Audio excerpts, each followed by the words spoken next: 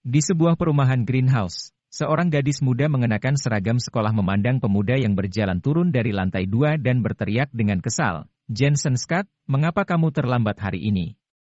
Anda tidur seperti babi setiap hari. Aku benar-benar tidak mengerti mengapa kakakku menyukaimu dan menjadikanmu saudara iparku." Gadis muda itu mengerutkan kening dan perlahan berjalan turun. Jensen Scott adalah saudara ipar dari Diana Lawrence, gadis muda yang berjalan turun tersebut.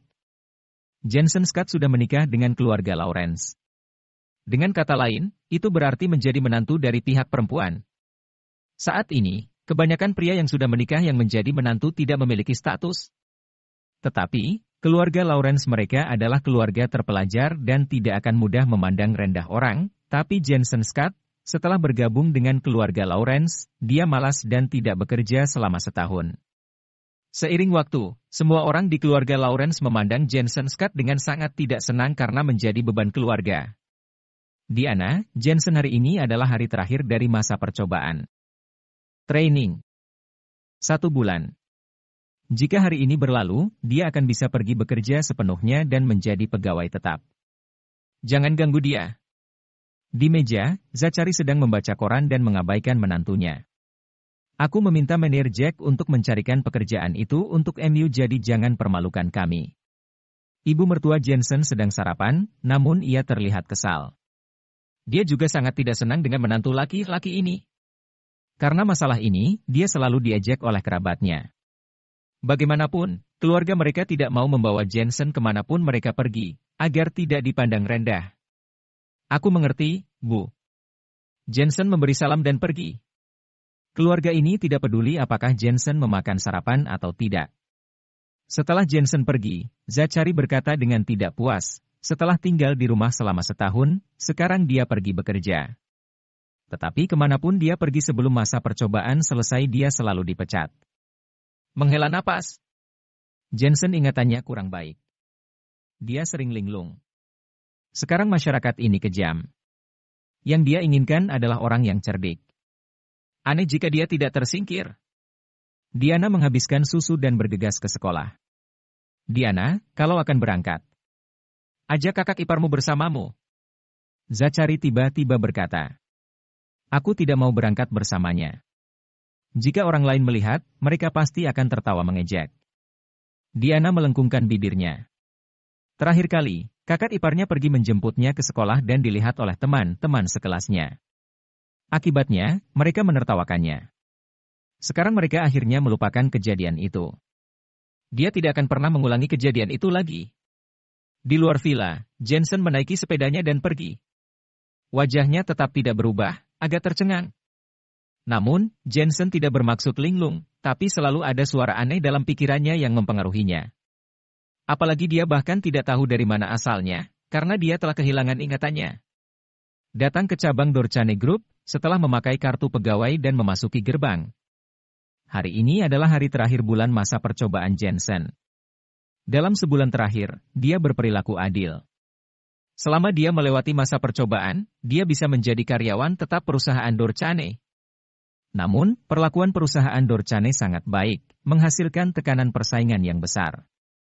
Tidak mudah menjadi karyawan tetap. Awalnya, dengan penampilan bodoh Jensen, ia tersingkir, tapi ia memiliki ketekunan dalam melakukan sesuatu.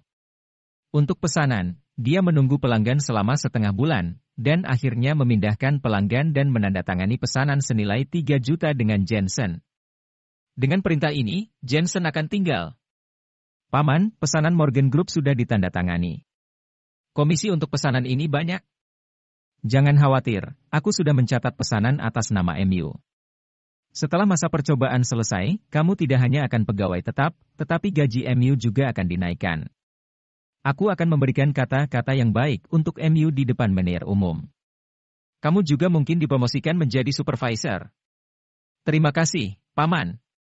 Baru saja ia sampai di luar kantor manajer, terdengar suara dari dalam. Melihat melalui celah pintu, Jensen melihat Donnie sedang berbicara dengan manajer. Donnie sama seperti Jensen, pegawai baru dan termasuk dalam masa percobaan. Namun, manajer adalah pamannya. Diperkirakan dengan hubungan ini, Donnie seharusnya bisa bertahan. Namun, yang mengejutkan Jensen adalah dokumen grup Morgan. Bukankah ini dokumen yang dia tanda tangani? Bang! Jensen mendorong pintu dan masuk. Jensen? Donnie dan Menir sama-sama menatap Jensen heran. Menir berkata dengan kesal. Jensen, apakah kamu tahu cara bersikap sopan? Masuk dan ketuk pintunya. Menir, apakah pesanan grup Morgan milikku atau milik Donnie? Tanya Jensen langsung. Jensen, siapa yang membiarkanmu masuk? Donnie merasa kesal dan mengutuk, saya baru menandatangani dokumen pesanan grup Morgan setelah mengikuti pelanggan selama seminggu. Tentu saja itu milikku.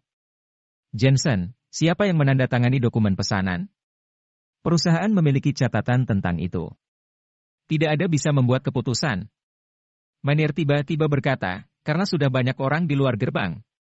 Banyak orang yang tahu masalahnya. Menir diam-diam telah melakukan sesuatu untuk membantu keponakannya. Namun, Jensen cukup bodoh. Bagaimana dia bisa mengatakan hal seperti itu di depan wajahnya? Bukankah ini membuat Menir kesal dan malu? Awalnya, Jensen termasuk dalam masa percobaan, tetapi jika dia melakukan ini, dia pasti akan meninggalkan kesan buruk. Perusahaan akan memberi Anda jawaban yang tentang pesanan tersebut. Juga, hari ini adalah hari terakhir masa percobaan Anda, dan peringkat akan diberikan besok. Saya pikir Anda tulus dalam pekerjaan Anda. Perusahaan berencana menahan Anda di sini. Menir berkata dengan nada resmi. Awalnya, dia masih memikirkan bagaimana cara mentransfer pesanan secara diam-diam kepada keponakannya. Sekarang ia baik-baik saja. Dengan Jensen membuat keributan, ia juga bisa mencari alasan untuk memecat Jensen. Tidak, pesanan itu milikku. Meski ingatan Jensen tidak baik, ia merasa tidak bisa membiarkan masalah prinsip itu hilang. Apa miliknya adalah miliknya. Jika itu bukan miliknya, jangan berikan padanya. Mengapa Jensen sangat keras kepala? Menir memberinya langkah untuk mengalah. Dia masih tidak tahu apa yang baik atau buruk, dan dia bertentangan dengan pemimpinnya. Dia pasti akan dipecat. Orang-orang di luar rumah tidak bisa menahan diri untuk tidak berteriak secara rahasia. Jensen, perusahaan akan memiliki kesimpulan tentang pesanan. Apakah Anda membuat keributan besar? Apakah ini pasar sayur? Anda dipecat. Benar saja, Menir berdiri dan berkata dengan dingin, pergi ke Departemen Keuangan untuk menyelesaikan gaji bulan ini. Besok, kamu tidak perlu pergi bekerja. Jensen tertegun. Untuk pekerjaan ini, ia sudah melakukan yang terbaik. Dia telah menjalankan bisnis di luar selama sebulan penuh, tetapi pada akhirnya, dia dipecat. Donnie diam-diam mencibir, benar-benar idiot. Dia bersikeras membuat hal-hal besar. Dengan Anda bertentangan dengan paman saya melaporkannya kepada manajer umum. Ini cukup untuk memecatmu. Di bawah tatapan simpatik yang tak terhitung jumlahnya, Jensen menunduk dan pergi, berjalan-jalan tanpa tujuan di jalanan. Pikirannya kosong. Semua yang ia lakukan lebih lambat setengah ketukan. Tampaknya ingatan yang hilang itu berdampak besar padanya. Awas! Saat itu, sebuah Porsche di jalan ditabrak truk. Seluruh mobil kehilangan kendali dan menabrak sisi ini. Anak muda, hati-hati! Seseorang di kejauhan meneriaki Jensen karena Porsche itu menabrak ke arah sepeda Jensen. Saat Jensen bereaksi, ia hanya bisa melihat Porsche menabraknya dengan cepat. Dengan keras, seluruh tubuhnya terbang mundur, kepalanya menghantam tanah dengan keras, dan darah mengalir keluar. Dan tabrakan ini, pikiran Jensen seperti terbuka. Jensen, ayah, ada sesuatu yang harus aku kerjakan untuk sementara. Kamu bisa pergi ke keluarga Lawrence dulu. Ngomong-ngomong, tuan tua keluarga Lawrence memiliki persahabatan yang erat denganku. Saat itu, saya membuat pernikahan bayi dengan tuan tua dari keluarga Lawrence. Kenangan yang hilang tiba-tiba menghantam seperti air pasang. Masa kecil Jensen, sekolah dasar Jensen, sekolah menengah Jensen, Universitas Jensen,